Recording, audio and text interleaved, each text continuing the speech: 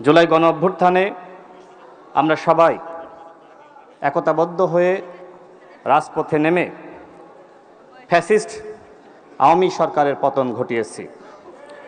এটি বাস্তব যে শেখ হাসিনার পতনের পরে আমাদের রাজনৈতিক মত এবং পথ ভিন্ন হয়েছে এবং অন্তর্বর্তীকালীন সরকার যে নির্বাচন আয়োজন করেছিল সেই নির্বাচনের মধ্য দিয়ে বাংলাদেশে একটি সরকারি দল যারা জনগণের সেবায় কাজ করছে এবং গণতান্ত্রিক যে অগ্রযাত্রা সেটির সৌন্দর্য বৃদ্ধিকরণের লক্ষ্যে বিরোধী দল তারাও বাংলাদেশের জনগণের কল্যাণে কাজ করছে।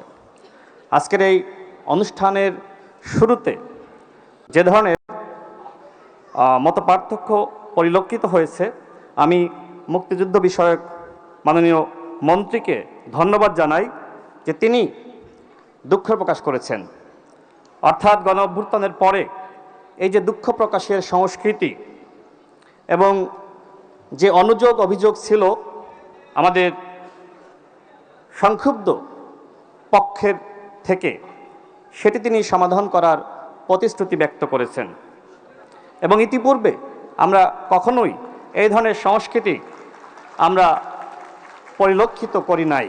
আজকে আমাদের মাননীয় মন্ত্রী যে নজির স্থাপন করলেন, আমরা মানুষ আমাদের কাজ করতে গেলে ভুল হবে এবং সেই ভুলগুলো যদি আমরা শুধরিয়ে নিতে পারি সেটি আমাদের সরকারের এবং আমাদের এখানে যারা বিরোধী দলে আছেন আমাদের সবার সার্থকতা। আমাদের জুলাই যোদ্ধা এবং শহীদ পরিবারের অনেক রাগ, ক্ষোভ, অভিমান আছে এবং অনেক সময় তারা সেই ক্ষোভের বহিঃপ্রকাশ ঘটিয়ে থাকেন এবং এর ন্যায্যতাও আছে। অন্তর্বর্তীকালীন সরকারের কাছে আপনাদের অনেকের অনেক বেশি প্রত্যাশা ছিল, হয়তো তার পুরোটা পূরণ করা সম্ভবপর হয়নি এবং বর্তমানে বিএনপি সরকার ক্ষমতায় রয়েছে, আপনাদের অনেকের অনেক প্রত্যাশা রয়েছে।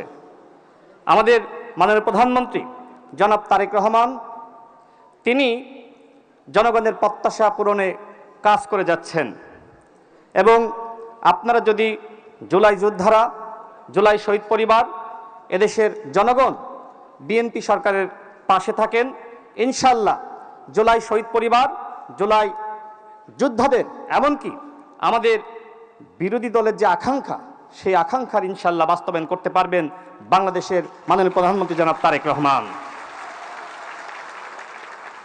আমি বক্তব্য দেওয়ার শুরুতে অনেকে হয়তো সংক্ষুব্ধ হয়েছেন, কিছু প্রতিক্রিয়া ব্যক্ত করেছেন, আমি আপনাদের এই প্রতিক্রিয়াকে স্বাগত জানাচ্ছি। গণতান্ত্রিক বাংলাদেশে আপনাদের এই যে প্রতিক্রিয়া ব্যক্ত করার স্বাধীনতা, এটাই তো আমাদের সবথেকে বড় অর্জন যে আপনারা কথা বলতে পারছেন, আপনাদের কথা বলার বাক স্বাধীনতা রয়েছে। সুতরাং এই বাক স্বাধীনতাকে আমরা মূল্যায়ন করে সামনের দিনে আমরা অগ্রসর হব ইনশাআল্লাহ। আমি যে কারণে এখানে বক্তব্য দিতে এসেছি, আমি জুলাই গণ অভ্যুত্থানে যেহেতু নেপথ্য থেকে কাজ করেছি, এখানে জাতীয় নাগরিক পার্টির সম্মানিত সদস্য সচিব আক্তার হোসেন তিনি আমার বিষয়ে আরও ভালো বলতে পারবেন। তার সাথে তিনি জেলে যাওয়ার ঠিক আগ মুহূর্ত পর্যন্ত তার সাথে আমার বিভিন্ন বিষয়ে কথা হয়েছে, সমন্বয় হয়েছে এবং আমাদের মাননীয় স্বরাষ্ট্রমন্ত্রী এখানে বসে আছেন। মাননীয় স্বরাষ্ট্রমন্ত্রী তিনি ভারতে নির্বাসিত জীবনে ছিলেন এবং তিনি জেল থেকে মুক্তি পাওয়ার পরে তিনি যেখানে যে রিসোর্টে তিনি একটা রুম ভাড়া করে অবস্থান করছিলেন, সেখানে থেকেই বাংলাদেশের গণতান্ত্রিক আন্দোলনে তার জায়গা থেকে তিনি সর্বাত্মক ভূমিকা রাখতে চেষ্টা করেছেন এবং আমাদের জাতীয় নাগরিক পার্টির সদস্য সচিব জনাব আক্তার হোসেন তিনি জানতেন যে এই আন্দোলনের পিছন থেকে বিএনপি গুরুত্বপূর্ণ ভূমিকা রাখছে এবং সেক্ষেত্রে আমাদের স্বরাষ্ট্রমন্ত্রী তার সাথে আক্তার হোসেনের কয়েকবার মিটিং হওয়ার কথা ছিল, কিন্তু টাইম সমন্বয় হয়নি। কিন্তু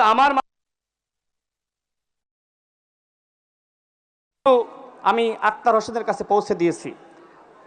আমাদের বাংলাদেশের মাননীয় প্রধানমন্ত্রী তিনি জুলাই গণঅভ্যুত্থানের সাথে তিনি সক্রিয়ভাবে জড়িত ছিলেন। তিনি লন্ডনে নির্বাসিত জীবনে ছিলেন, কিন্তু সেখানে থাকা অবস্থায় তিনি বিএনপিকে পরিচালিত করা এবং আমরা যারা যুগপৎ আন্দোলন করছিলাম সেই যুগপৎ আন্দোলনকে তিনি নেতৃত্ব দিচ্ছিলেন। এর মাঝে 2018 সালের কোটা সংস্কার আন্দোলন আমরা যেটা সফল করেছিলাম, 2024 সালে আবারও শেখ হাসিনার পতনের মাধ্যমে কোটা ফিরে আসে এবং এর প্রেক্ষিতে আমাদের বর্তমান প্রধানমন্ত্রী জনাব স্বরাষ্ট্রমন্ত্রী এবং বিএনপির অন্যান্য দায়িত্বশীল নেতৃবৃন্দ সহ ডাকসুর সাবেক ভিপি নুরুল হক নূর, বর্তমান বিএনপি সরকারের প্রতিমন্ত্রী, এবং আমি রাশেদ খান, এছাড়া ছাত্রদলের সভাপতি সাধারণ সম্পাদক সহ আমরা বেশ কিছু মানুষ একসাথে আলোচনা করেছিলাম যে ছাত্রদের এই আন্দোলনে রাজনৈতিক দল হিসেবে আমাদের যথেষ্ট দায়িত্ব রয়েছে এবং সেই দায়িত্বের যথাযথ সমন্বয় করেছেন আমাদের এখানে উপস্থিত আমাদের স্বরাষ্ট্রমন্ত্রী। আমি বক্তব্য বাড়াবো না, যেহেতু আমাদের 36 জুলাই চলছে। আমি সবার অবদান স্বীকার করতে চাই। আমি স্বচক্ষে আমি যতটুকু জানি, যতটুকু আমি দেখেছি, আমাদের স্বরাষ্ট্রমন্ত্রীর সাথে আমি একদিন কথা বলছিলাম, যেহেতু তিনি মাননীয় প্রধানমন্ত্রীর পক্ষ থেকে জুলাই গণঅভ্যুত্থানে তিনি রাজনৈতিক দলগুলোকে সমন্বয় করার দায়িত্ব পালন করছিলেন। তো সেক্ষেত্রে এখানে জামাত ইসলামের সেক্রেটারি জেনারেল উপস্থিত আছেন। আমি তার কাছে জিজ্ঞেস করছিলাম যে ওই সময় আসলে জামাতের কোন নেতার সাথে আপনি কথা বলতেন। তিনি বলেছিলেন যে জামাতের বর্তমান এমপি আব্দুল্লাহ মোহাম্মদ তাহের সাহেব। তো আমি জুলাই গণঅভ্যুত্থান নিয়ে একটি ইতিহাস লিপিবদ্ধ করতে গিয়ে আমি এই তথ্যগুলো পেয়েছি। সেক্ষেত্রে আমি আবার আব্দুল্লাহ মোহাম্মদ তাহের ভাইয়ের সাথে কথা বলেছিলাম যে জুলাই গণঅভ্যুত্থানের সময় বিএনপির কোন নেতার সাথে আপনার সবথেকে বেশি কথা হতো বা সমন্বয় হতো। তিনি আমাকে বলেছিলেন বর্তমান স্বরাষ্ট্রমন্ত্রী জনাব সালাউদ্দিন আহমেদ। আপনারা আব্দুল্লাহ মোহাম্মদ তাহের ভাইকে জিজ্ঞেস করতে পারেন। অর্থাৎ গণঅভ্যুত্থানের সময় বিএনপি, জামাত ইসলাম, এমন এনসিপি সেই সময় গঠিত হয়নি, ছাত্ররা ছিল, আমরা সবাই একসাথে কাজ করেছি। এছাড়া গণতন্ত্র মঞ্চের অন্তর্ভুক্ত দলগুলো, এখানে গণসংহতি আন্দোলনের সভাপতি আমাদের জুনায়েদ সাকিব ভাই আছেন, আরও যারা বাম প্রগতিশীল, এমনকি হেফাজতে ইসলাম, এমনকি আমি হেফাজতে ইসলামের নেতৃবৃন্দের সাথে কথা বলেছি যে জুলাই গণঅভ্যুত্থানের সময় বিএনপির পক্ষ থেকে আসলে কী ধরনের ভূমিকা ছিল আপনাদের সহযোগিতা করার জন্য। তো সেক্ষেত্রে হেফাজত ইসলামের নেতৃবৃন্দ আমাকে যেটি জানিয়েছে যে হেফাজতে ইসলামের সাথে সমন্বয় করেছে আমাদের এখানে উপস্থিত বর্তমান স্বরাষ্ট্রমন্ত্রী। আমি কারোর অবদান অস্বীকার করছি না, জামাত ইসলামের ভূমিকা আছে, সেটা তো আমি বললামই যে আমাদের স্বরাষ্ট্রমন্ত্রীর সাথে আব্দুল্লাহ মোহাম্মদ তাহের ভাইয়ের যোগাযোগ ছিল এবং পুরো সমন্বয়টা হয়েছে। অর্থাৎ গণঅভ্যুত্থানের সময় আমরা একসাথে কাজ করেছি। এখন রাজনৈতিক বাস্তবতায় আমাদের মত এবং পথ ভিন্ন হয়ে গেছে। আমি মনে করি আপনাদের উচিত হবে এটিকে শ্রদ্ধা করা। একটি গণতান্ত্রিক রাষ্ট্রে সরকারি দল থাকবে, বিরোধী দল থাকবে, কিন্তু আমাদের মধ্যে যদি সহনশীলতা, ধৈর্যশীলতা না থাকে তাহলে বাংলাদেশকে এগিয়ে নিয়ে যাওয়া আমাদের পক্ষে কঠিন হবে। আজকে এখানে আপনারা যারা উপস্থিত হয়েছেন, মুক্তিযুদ্ধ বিষয়ক মন্ত্রণালয়ের পক্ষ থেকে যে আয়োজন হয়েছে, আমাদের মহামান্য রাষ্ট্রপতি জনাব হাফিজউদ্দিন আহমেদ বীর বিক্রম এখানে উপস্থিত আছেন।